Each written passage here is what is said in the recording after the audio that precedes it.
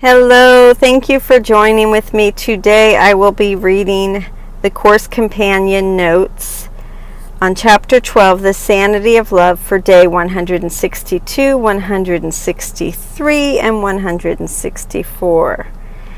And these are from Robert Perry. It says, section commentaries are from Robert Perry, the editor of the complete and annotated edition of A Course in Miracles.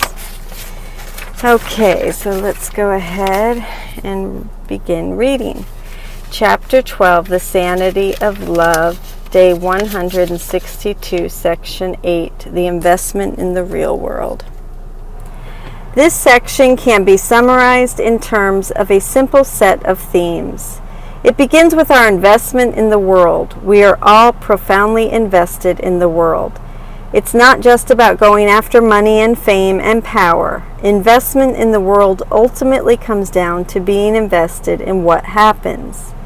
It means thinking that external circumstances are all important because they are what make us happy. And who doesn't think that? The problem with investing in the world is that it's like pouring money into a business with a huge overhead that returns no profit. Can we see all the time and energy we pour into the world as this? Absolutely. It takes a massive daily investment to arrange the scenery around us so that it perfectly satisfies us. And yet, it never does satisfy us. Are we, in a sense, pouring all of our resources into a failing business? The cost of this investment is much greater, though, than the time and energy. We're like the businessman who is in such dire straits that he has to sell his house to keep his business going. In our case, though, we have tried to sell our soul. Google defines sell one's soul as do or be willing to do anything, no matter how wrong it is, in order to achieve one's objective. Have we done that? To what degree have we sold our innocence and integrity for the sake of achieving our worldly objectives? We can't actually lose our soul. Jesus says here, thank God, but we have lost our awareness of it. Rather than identifying with our soul, realizing that it is who we are, we feel soulless. Yet we might assume that the solution is to withdraw inward and invest only in reconnecting with our soul. Yet, the solution Jesus offers here is to invest in the real world. What does that mean? It means looking on the world with love. The only thing of value in it is whatever part of it you look upon with love. That sounds like something we can start right away, and indeed we can. Yet seeing the real world is ultimately a much deeper thing than looking with love in the usual manner. It's easy to see with our physical eyes, but there is a deeper sight in us, a faculty that is currently offline. We haven't lost it, but its eyes are closed right now. It's asleep in us. The Holy Spirit's job is to reawaken this vision in us, and He loves this job.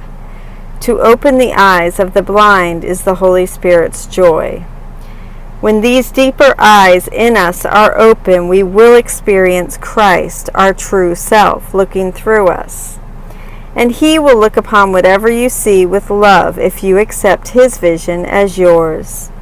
So looking upon the world with love really means letting Him look through us. The result of investing in the real world is that we then reinvest in ourselves. Looking upon the world with love is how we remember our own value. The perception of self-value comes from the extension of loving thoughts outward. Seeing the real world, in other words, is how we rediscover our soul. I don't think this is so hard to imagine. If you felt Christ looking through you, looking with pure love on everyone you see, how could you not feel your soul shining within you? The results of seeing in this way don't stop there. The final paragraphs of the section depict a beautiful scene in which our perception has become so purified that it brings us before the altar to God, where our perception, having been perfected, fuses into knowledge. Besides the beauty of the language, I find the idea here very inspiring. Human perception is such a biased, distorted thing. We tend to see what we want to see, not what's there. Yet, according to the Course, the potential is in us to see things exactly as they are, without any personal bias altering what we see in any way. Imagine seeing so purely, so free from the slightest distortion, that your sight became actually holy, so that you passed from mere perceiving to direct and perfect knowing. And now we will move on to the next section, day 163, section 9, the manifestations of the Holy Spirit. This section opens with an important and counterintuitive idea. As students on the spiritual path, we are always wondering how to tell if we have made progress. We also may find ourselves wondering if the Holy Spirit is really in us. The typical answer to both questions is, of course, inner experience. If you are feeling peace, you are making progress. If you feel the Holy Spirit in you, that is all the proof you need that He's there. There is truth in those answers, but they aren't the whole answer, and they aren't the answer given in this section.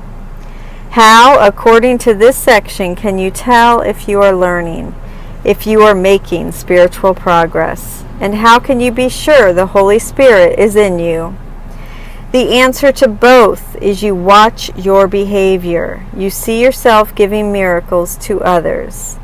In the same situations where before you would have stayed stuck in judgment or been blind to any need but your own, you watch yourself instead reaching out with love and having a healing effect on the other person. Let's be honest, such events have a powerful psychological effect on us. When we see them happen, we think there's something actually good in me. That effect is exactly what Jesus is counting on. Indeed, He's ultimately counting on that to save us. He expects that one day, after watching countless miracles flow through our hands, we will be so absolutely certain of the goodness in us that we will think, I naturally belong in heaven. And then that's where we will be. In this section, we see miracles come through us, and we realize that if we weren't making progress, they wouldn't be happening. We also realize that if there weren't a higher presence in us, a spirit of heavenly goodness, they wouldn't be happening. The miracle we give then prove to us the presence in us of learning and of the Holy Spirit, and they do so in a powerful way that inner experience alone cannot do. Surely that is proof we want. After the first 5 paragraphs, the section switches gears somewhat. Let me summarize the main theme as I see it in the rest of the section. We first see something within ourselves, and then, as a result, we want to see it in the world and do see it out in the world. Now, however, when we look within, we see 2 presences. We see love, but we also see something else, something destructive. Being split inside, we then look without and see these same two presences out there. We see a world that is 1 minute stroking us and is the next moment slapping us. This section really focuses on the projection of that destructive presence. When we look within, we see the power to give something else, something other than love. We don't see it objectively. We are like the jury, and the ego is the prosecutor who is persuading us to interpret the evidence the way he wants us to. This prosecutor tells us to look on our attacks as proof that we are unworthy, that we are a criminal and actually deserve the death penalty.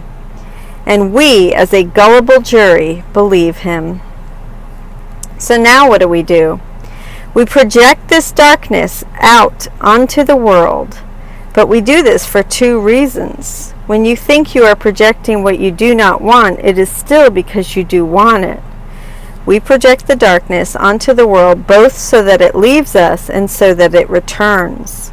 On one level, then, we see a dark, attacking world. We think, thank God, I'm the innocent one. But on another level, we think the reason the world is constantly hammering me is because I deserve it. I hate this and I resist it, but deep down I realize that it's just delivering to me the sentence I deserve. Neither level is true. It's all nonsense. That ego we think is our friend is using its own presence in us in the form of our desire to attack, to convince us that we are a guilty sinner who deserves to die. The evidence is there. Do we attack? But could it be that the ego's interpretation of that evidence is just a big lie? We could instead choose to identify with the love in us, and when we do, love is the only thing that we will want to see in the world. And then love will be the only thing we do see. When you want only love, you will see nothing else. Rather than seeing ourselves surrounded by a legal system intent on executing us, we will see ourselves surrounded by the messengers of love, intent on reminding us of our great worth. It's as if we will see the people in our lives as angels who have come to show us with their love that heavenly goodness resides in us. Which world would we rather see? And lastly, I will read Day 164, Section 10, The Visible and the Invisible. To really appreciate this section, we need to recognize that the issue of the visible and the invisible is already a major one for us. The saying, seeing is believing, acknowledges the obvious truth that we believe in what we see. That's what seems real to us. This morning I was in the kitchen noticing this. What seemed real to me was what I saw and handled, the knife I was cleaning off, the smoothie I was blending, the dishes I was putting away, and countless other things I was seeing and touching. Perhaps the most important example of this principle is that the reality of other people seems to be what our eyes see, their body and what that body says and does. As I'm fond of saying, we look out on the world and see bodies misbehaving. That's what our eyes see. So that seems to be the reality of the world. The Course constantly tells us that there is another level past what our eyes see, and that this invisible level is what is truly real. Past the world of form is the real world. Past our brothers' bodies is their reality as the Son of God.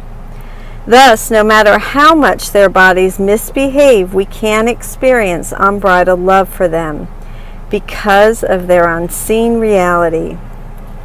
But we struggle with this precisely because seeing is believing. Our eyes see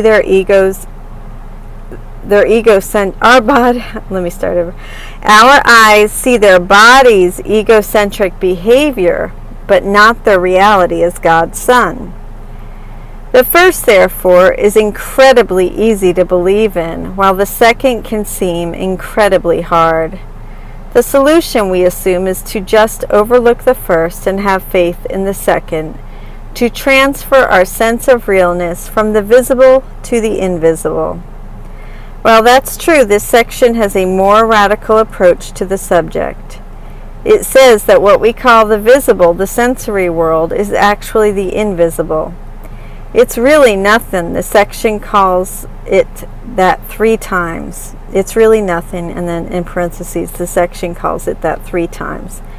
It's not actually there, and being unreal, it's not truly visible. We only see it because we valued it, the valueless, and then sought it and found it. In itself, it's no more visible than the dream images we see at night. Furthermore, something in us knows that the sensory world is nothing. That's why we feel so much despair in this world, because we recognize that we will only be content with reality, and we sense that this world doesn't have reality. Somewhere inside them, we realize that in searching for happiness here, we are trying to get blood out of a stone. To help this message go in, I suggest looking around you now, letting your eyes alight on object after object, and saying, because this book is unreal, it's not truly visible. Because this car is unreal, it's not truly visible. Because this phone is unreal, it's not truly visible. Look at each thing while you say this, and really try to let the message go in. Really try to imagine this object is unreal, and therefore is invisible. To complete the reversal, this section then says that what we call the invisible is actually the only thing that's truly visible. This means that what's actually visible is Christ, the Son of God. That is what is real in this world, and that is what the Holy Spirit sees here. And so that is what is truly visible here. In other words, we don't need to forever strain to have faith in the radiant, sinless reality in our brother. It can be looked upon, for the Holy Spirit sees it with perfect clarity. Imagine then seeing the light of holiness in others just as clearly and plainly as you now see their body. You won't see this light with your physical eyes yet, as the workbook says. You have eyes to see it. Imagine this light being so obviously spectacularly there that it's hard to believe that others don't see it. For now, we have to imagine these things, but doing so does bring us closer to actually seeing them. If we keep reminding ourselves that the physical is the invisible and the spiritual is the visible, so that our minds keep looking past the first to focus on the second, then the time will come when that will be exactly how we experience the world. Thank you so much for joining with me in the readings of the Course Companions by Emily Bennington and Robert Perry, Week 24 Study Guide, Day 162, 163, and 164, the conclusion of Chapter 12, The Sanity of Love. Thank you so much for joining with me.